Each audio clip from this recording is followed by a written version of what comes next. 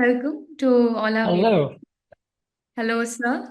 Today we have a very special guest with us. We have Dr. Stephen Whitehead, who is an internationally renowned sociologist, researcher, writer on gender, sexuality, education for over 2 decades now, and originator of the concepts of total inclusivity and totally inclusive self love.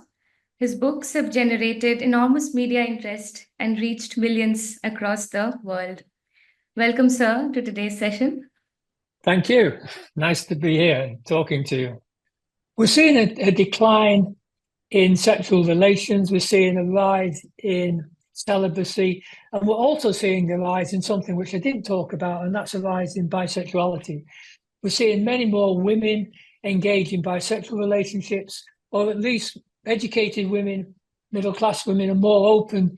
They've got a more fluid orientation towards same-sex relationships, which men don't have. Is it celibacy that people are embracing, or is it just different,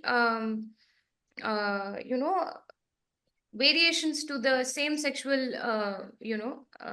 release in a different way, not in conventional heteronormative relationships, but in a different way? Is it like, are people really having sex, or have they stopped having sex? Because if that is where it's going, which is what I understand, because celibacy is something which we can relate with somebody who really turns inward, and they're working on their energies to a point that now they want to take themselves to the next level of evolution, and that is why they willingly opt out of sexual relations of any kind. So that's what I wanted more clarity on. Is it going in that direction, or is it just that people are having their own ways of pleasuring themselves, which is not within the foundations of a heteronormative relationship? Yeah, you're right. I mean, if you're obsessively into masturbation, then are you still celibate? Probably not. You're still turned on. You're still getting sexual excitement from some sort of image, and you're expressing that in your own private way. I think that's happening. I think pornography is serving that need or that opportunity. But what we're also seeing is this separation of the sexes. So it's a separation that's political, it's emotional, it's physical, it's educational. We've got a gap opened up between educated women and non-educated or poorly educated men. But the problem is that sex is not easy to manage. Sexual desire is a biological impulse. It's not easy to turn it off. And I've gone through all sorts of changes in my own lifestyle. In the last five years, I've been celibate, and it's been the best thing that's ever happened to me.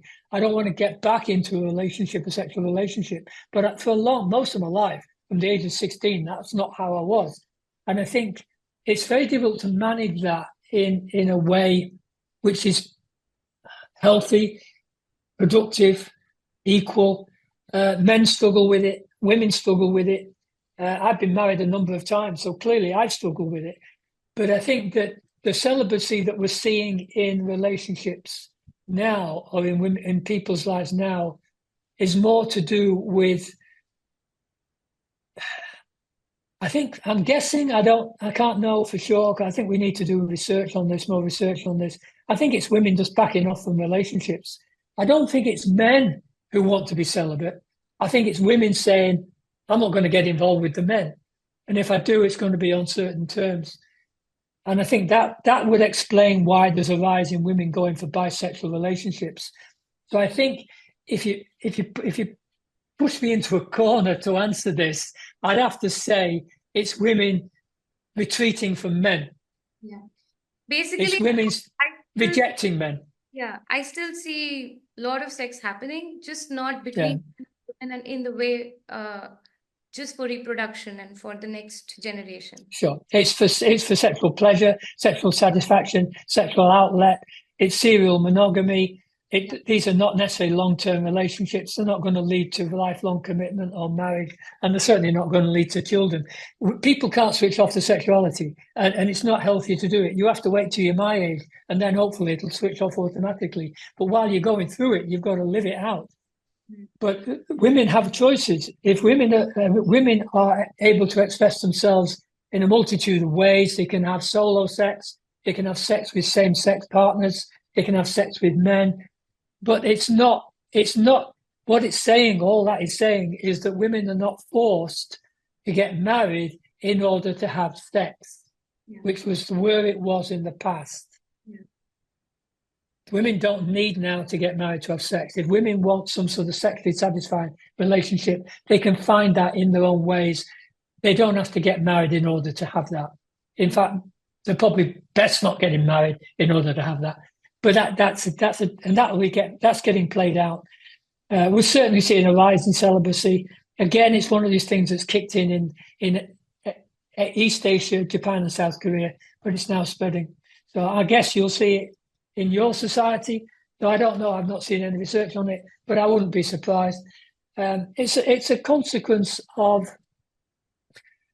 a transformation in gender relationships, the emergence of a new gender-independent femininity, and women deciding for themselves just what they want and how they're going to get it. Yeah.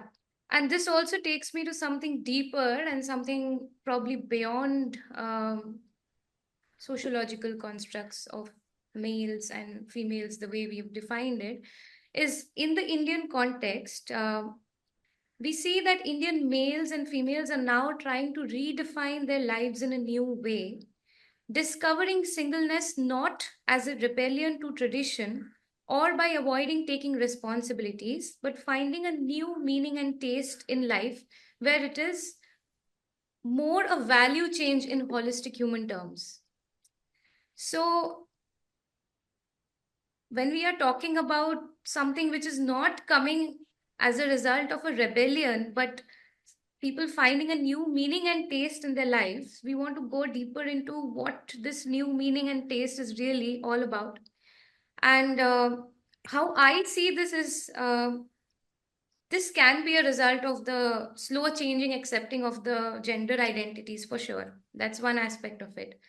But there has also been a rise in the spiritual identity of a nation, especially when we consider India and the way it's going and mushrooming now all across the world. But that's how it emerged in India and all the Eastern traditions as well, the Buddhist traditions and other forms of meditation and yoga and holistic changes in lifestyle, which is coming. This is now proactively penetrating the day-to-day lifestyle of citizens. So basically, as somebody who is myself actively involved in this, the foundations of where our work begins is to basically help turn people inward rather than trying to look for anything outside. So once you start with that journey, it's all about tapping into uh, the infinite potential within your body, recognizing the masculinity and femininity within yourself, having more awareness about that within you, so that because till the time a person is self-aware, no amount of education is going to do anything.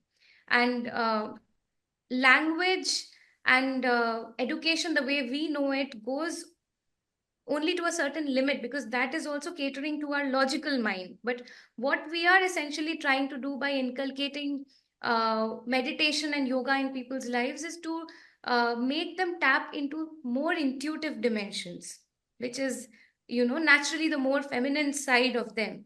So, do you see this as a solution? Because, in my opinion, absolutely. When we talk about celibacy makes sense to me in that case, where you're not really forced into becoming, you're not forcibly kind of held, you're not holding yourself back from a certain expression of your sexuality, but willingly you walk into a place where you're more in control of your own energies. And and you just don't want to indulge on a certain level but take yourself to the next level, which clearly points to humanity on the whole going to a next level. And maybe we are looking at human evolution, because sociologically, definitely we are going to the next level. All the surveys and everything is pointing to that. It can be because of the changing gender roles and all of that.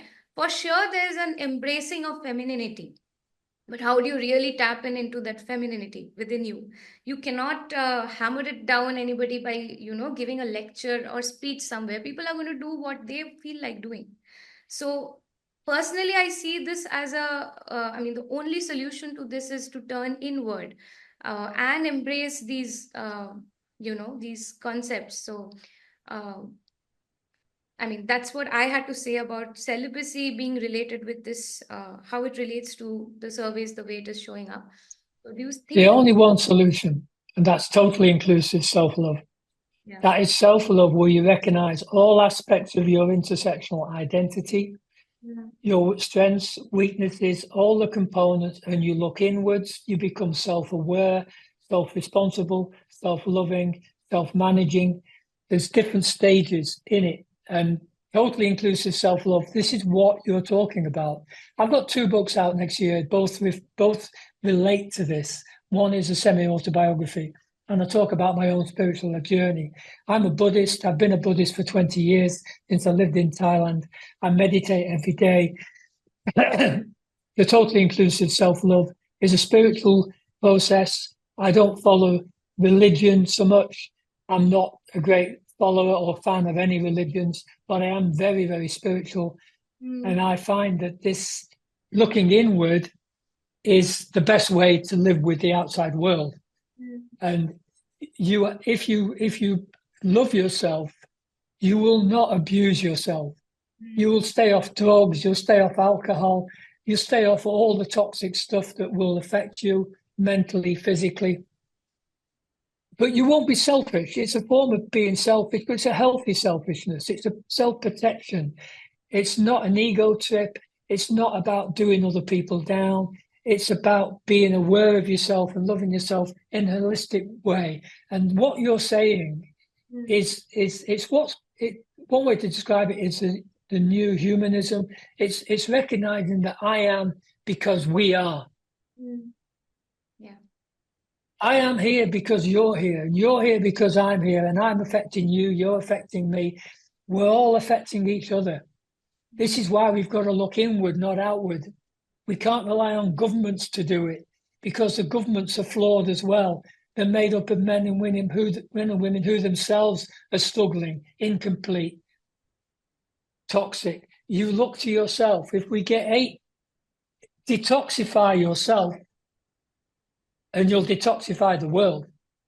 And spirituality, not religion, but spirituality, that intuitive sense of being at one with something bigger and greater than yourself, is the way forward. I write about it in this book I've got coming out, which is it's called Love Yourself, Design Yourself. And you can design yourself, but you can only do it from a process of self-love. And I think that you're right. I think there is what you're offering, what you're outlining here is a very optimistic appraisal. And I think I'd like to think you're right. And I sense it too. I think, I agree with you. But the way I see it is it's not going to come from reading the Quran or reading the Bible or following Ganesh or any particular religious idol or icon absolutely strictly. It's about being self-aware and intuitive within yourself and loving every aspect of yourself. If you love every aspect of yourself, that love will go outwards. Yeah. Yeah. That's as far as I've got with it. I'm 75 years old. I need to stay here for another 75 years, and maybe then I'll know a bit more. But that's as far as I've got after 75 years, and I don't know how much more I've got. So far, I'm okay. My brain's okay. I'm still writing, and I don't know any more than that really. I don't know if I want to come back here. I know when I die, I'm not going to go. When I die and when you die, you're not going to go to Hinduism or Zionism or Muslim or Christianity. You're going to go to the spiritual world. or whatever the spiritual world is, if your soul is going to stay aware, then that's where your soul's going to go. And that's where my soul's going to go. And I don't know if I want to come back to this earth. Maybe I'll go to another earth. I don't know. Or maybe I've had enough. But I've learned, I've had 75 years and I can't say I know any more than that. It's taken me this long. When you look at self-love, right? Some people have very distorted beliefs of what self-love really is. Sure. What self-love really is. So for a lot of people, it becomes more like a let me not do anything and just, justify myself for something which I may have done wrong because I love. So it's self-love is also very, very misunderstood in today's world. It is. Yeah. Sure. And I mean, and I explain that in my new book. I say what self-love is not, as well as what I call. That's why I have the definition of totally inclusive self-love, and it's well detailed in my next two books that are coming out. I can only write. I can only explain this to people, whether they get it, they understand it, whether they bother with it, whether they read it, whether it makes any impact on their lives. I don't know, but I can't not write. I'm having to do this because I've had a good life. I've been lucky. I've no complaints about my life. So I think I put something back, and the best concept I've come up with is total inclusivity and self-love. I think they're all wrapped up, obviously, in gender identities. Yeah. But it's a lot of new agey, spiritually enlightened, new agey stuff are going around saying a lot of things about self-love, which does not really make sense because even to love yourself, you need to work on yourself, right? And the process. Oh yeah, absolutely. It's not pleasant process. It's not about retreating into yourself and saying "fuck you" to the rest of the world. That is not self-love. It's recognizing who you are and why you are, and going through the suffering and not blaming yourself or anybody else for it, but going through it and learning from it, recognizing your strengths and your weaknesses, learning to manage yourself, finding a calmer mind. I do think that meditation is important. I think you've got to lay off alcohol. I think you've got to lay off drugs. I meditate, and I find that helps me have a calmer mind. I've been meditating for 20 years, and I don't think I would have learned what I have over the last 20 years if I hadn't learned to meditate. And I learned to meditate through Buddhism, but I also follow Hindu gods. I've got Ganesh here, small ivory Ganesh here, and it's about connecting with something beyond me. I can go and find it I've been into temples, into mosques, and found the spirituality in a mosque. I found it in cathedrals and churches in England. It can be anywhere where people are doing good and thinking good things. So it's the energy. Yeah, I'm a yoga teacher with Isha Foundation, which you must have heard of. Yeah. So basically, we look at yoga as a tool for our internal well-being, and yoga as a technology, not as something which is coming out of a certain religion, or not looking at it from that point. Because that is how it was. Even in Hinduism, yoga, when it was propagated or when it originated, it was less of something which came just out of a religious, and there was a very, very deep scientific understanding as to, and it is very subjective if you get into it. There are so many aspects. I mean, we look at the body and the self as the cosmos. So, there's a whole world within yourself. So I think that has been working very well for me and for other people that I've come across. And I can relate with the trends with the celibacy, rise in celibacy and all of that. But I am not sure how this pans out for those who are not self-aware and those who have not taken that step towards their own internal well-being. So, yeah. Over the next 50 years, one thing is for sure, the earth and the people on it are going to come up to some crucial decisions, some crucial moments. We can't go forward in a self-aware, knowing manner if one half the population is trying to control the other half. So we've got, I'm optimistic in some way. I think all the spiritual shifts that you're identifying and referring to, we're seeing around the world, is partly to do with, as you'd be aware, it's partly to do with people wanting a different set of answers. They've got different questions, but they've particularly got questions about themselves. I think you can't find peace within yourself unless you've got a quiet mind, unless you're calm, unless you're without hatred, without anger, unless you have forgiveness for yourself and others, and unless you have understanding. That is easy to say, but it's not easy to achieve.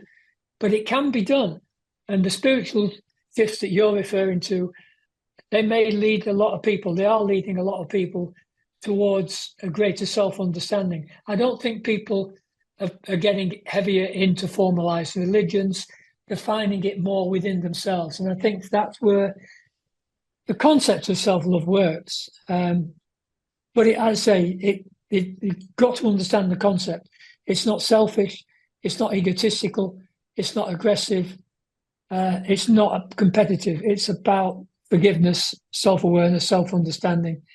The opposite. The first person, if you're going to communicate in the world, the first person you're going to communicate with is yourself. And the other thing is to separate identity from self. See, what do I know about you? You're Indian, you're female, Generation Z or young millennial, you're a yoga teacher, you've been to university, you're middle class. So I know those things about you. You're a daughter, you may be a sibling, you may be whatever sexuality you are is your business, but these are all parts of your intersectionality. Like me, they constitute who you are. But then there's something else separate, because that's just your identity. There's also something else. There's yourself. And yourself isn't necessarily wrapped up in all that identity. Because when I look at you, the first thing I see is a woman. Next thing I see is an Asian woman. And after that, I'm not sure. I've got to find out more about you. But I don't see the self. The self is something that's hidden. You know it. You're living with it. That's what you've got to love. So a lot of men project outwards in their identity. They wear the nice suits, the big cars, the gold rings, the ego thing, the trophy wives, the girlfriends, the money in the bank, the helicopters. But they don't love themselves. They're not in touch with themselves. It's projecting outwards. It's not inwards. You are into understanding your inner self. That's what you want to do. That's why you're asking me these questions. And that's why you're going to develop. You're going to be far, far ahead of me by the time you get to 75. And you could be a very powerful, influential person. And you've probably got the opportunity, you will have the opportunity to do a lot of good. So over the next 40 years, you just imagine for a moment what you can achieve and what good you can do. Not just for India, for your community, but for the world. You can do a lot of good things, and you've already started on that path. I was not where you are now when I was your age. I was struggling. I knew very, very little. My journey really only started about 25 years ago. Yeah, I mean, everyone's gone through their share of ups and downs. So have I. But I was very grateful to land at the right place at the right time. And I would give complete credit to my guru, Sadhguru, who's, he's the founder of Isha Foundation. And that's how, I mean, we've imbibed everything from him. So he is a pioneer in this field.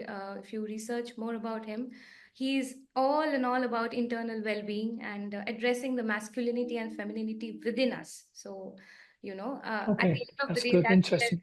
Yeah. Can you send me a link? Yeah, sure. For sure. Yeah.